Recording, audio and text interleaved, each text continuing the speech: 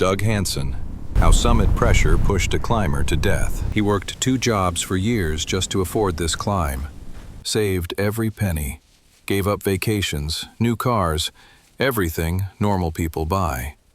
And when he finally stood on top of Everest, it killed him, along with the guide who should have stopped him hours earlier. This is the story of Doug Hansen, a postal worker from Washington State whose dream of climbing Everest turned into one of the most analyzed deaths in mountaineering history. But this isn't just about Doug. It's about a question that haunts the entire climbing industry. When someone has sacrificed everything for a goal, when they're begging you to let them try, when they're so close they can taste it, should you say no? And if you do say no, what happens when they come back the next year, even more desperate than before?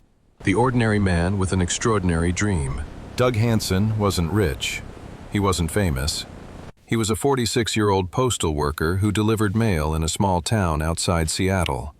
He worked nights at a second job to make ends meet. He had kids. He had bills. He had all the normal responsibilities that keep most people from chasing impossible dreams. But Doug had one thing that set him apart: an obsession with Mount Everest. He started climbing in his 30s, working his way up smaller peaks, building skills, building confidence. Somewhere along the way, Everest became the goal. Not just the goal. The thing that gave meaning to all the sacrifice and struggle. The problem was money.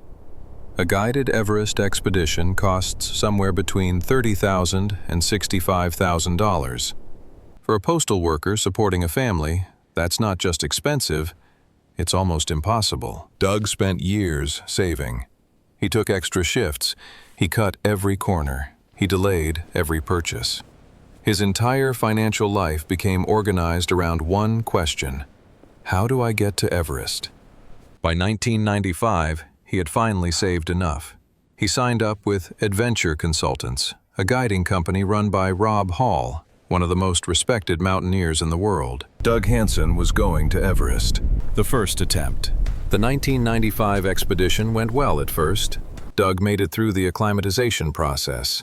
He handled the altitude. He proved he could do the physical work required to climb the mountain. On summit day, Doug was climbing strong. He pushed past Camp 4, past the South Col, up the southeast ridge. The summit was getting closer. His dream was within reach. And then Rob Hall told him to turn around. They were running out of time. The weather was changing. Doug was moving too slowly to make the summit and get back down safely. The turnaround time, the sacred 2 p.m. rule that keeps climbers alive, was approaching, and Doug wasn't going to make it. Rob Hall made the call. Everyone turns around. No exceptions. Doug Hansen was approximately 300 feet from the summit of Mount Everest when he had to stop climbing and go back down. 300 feet. That's roughly the length of a football field. He could probably see the top. He could definitely feel how close he was, and he had to walk away. The psychology of unfinished business. Here's what people don't understand about summit fever. It's not just ambition. It's not just ego. It's something deeper and more dangerous. When you sacrificed years of your life for a single goal, when you've reorganized your entire existence around one dream, that goal becomes part of your identity.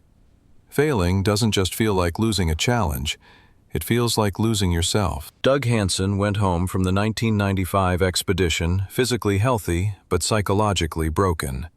He had been so close. He had done everything right, and he still didn't make it. The logical response would be to accept it, count his blessings, be grateful he survived, move on. But logic doesn't work that way for people who have invested everything into one dream. Doug couldn't let it go. The unfinished business ate at him. He started saving again. More extra shifts, more sacrifices, more years of waiting. In 1996, he went back to Everest. Same guide, same team. Same mountain that had rejected him the year before. This time, he wasn't just climbing for the summit. He was climbing to prove that the previous year hadn't been for nothing. He was climbing to complete something that felt incomplete. He was climbing because not climbing would have felt like dying. That's the psychology that kills people on Everest. The second attempt, May 10th, 1996. Summit Day. Doug Hansen started climbing from Camp 4 sometime after midnight, heading up into the darkness with the rest of Rob Hall's team. Almost immediately, things went wrong. The fixed ropes weren't in place where they should have been. Climbers were stacking up at bottlenecks. People were burning through oxygen while standing in line. Doug was slower than the others. His body was struggling. But he kept moving, kept pushing, kept climbing. The turnaround time came and went. 2 p.m. Doug wasn't at the summit. Some climbers had already turned around. Others had summited and started down. But Doug was still climbing. 3 p.m., still climbing. 4 p.m., still climbing. Doug Hansen reached the summit of Mount Everest sometime after 4 p.m. on May 10, 1996. He had done it. After years of saving, after the heartbreak of 1995, after everything, he was standing on top of the world. But he was standing there way too late. And the weather was already changing. The storm and the collapse. As Doug started his descent, a massive blizzard rolled in. Winds exceeding 70 miles per hour, visibility dropping to nothing, temperatures plunging to -40 degrees. Doug was exhausted. His oxygen was running low. The euphoria of the summit was wearing off, and the brutal reality of his situation was setting in. Somewhere near the Hillary Step, the same area where he had turned around the year before, Doug collapsed. He couldn't go any further. Rob Hall was with him.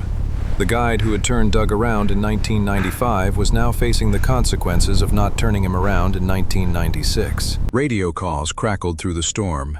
Rob Hall was requesting help. He had an incapacitated climber. He needed oxygen. He needed support. But nobody could reach them. The storm was too intense. The altitude was too high. Rescue attempts failed, one after another. Doug Hansen died somewhere on that ridge. The exact time and circumstances are unknown. His body was never recovered. Rob Hall stayed with him until the end, and then died himself, unable to descend alone. The guide's dilemma. This is where the story gets complicated. Rob Hall was one of the best guides in the world. He had turned Doug around in 1995. He knew the turnaround rule. He knew what happens when you ignore it. So why didn't he turn Doug around in 1996? Some people say it was compassion. Doug had been so close the year before. This was probably his last chance. Rob couldn't bring himself to crush the man's dream twice. Some people say it was commercial pressure. Doug was a paying client. Successful summits attract future clients. Failed expeditions hurt business. Some people say it was just a mistake. Rob was tired. The day was chaotic. He made a judgment call in the moment, and it was the wrong one. Whatever the reason, the result was the same. 2 men dead on the mountain because one of them wouldn't accept no, and the other one couldn't say it. The lesson nobody wants to learn. Doug Hansen's death raises a question that goes beyond mountaineering. At what point does pursuing your dream become self-destruction? Doug did everything right, in a sense. He worked hard, he saved money, he trained, he persevered through failure. Those are all things we celebrate in our culture. Those are the traits we tell people to cultivate. But Doug also ignored warning signs. He pushed past his physical limits. He let his emotional investment override his survival instincts. He demanded that his guide let him continue when the guide probably should have said no. And his guide, faced with a man who had sacrificed everything for this moment, couldn't bring himself to be the bad guy twice. The tragedy of Doug Hansen is that his death wasn't caused by a sudden disaster. It was caused by a slow accumulation of choices. Choices that each seemed reasonable in isolation, but added up to catastrophe. He saved for years. Reasonable. He tried again after failing. Reasonable. He kept climbing past the turnaround time. Dangerous. He refused to quit when his body was failing. Fatal. At some point, persistence became stubbornness. Determination became obsession. And a dream became a death sentence. That line is invisible until you've already crossed it. Doug Hansen crossed it on May 10, 1996, about 300 feet from where he'd been forced to turn around the year before. This time, nobody made him turn around. And that's what killed him. If this story made you think, watch this next one. It goes even deeper.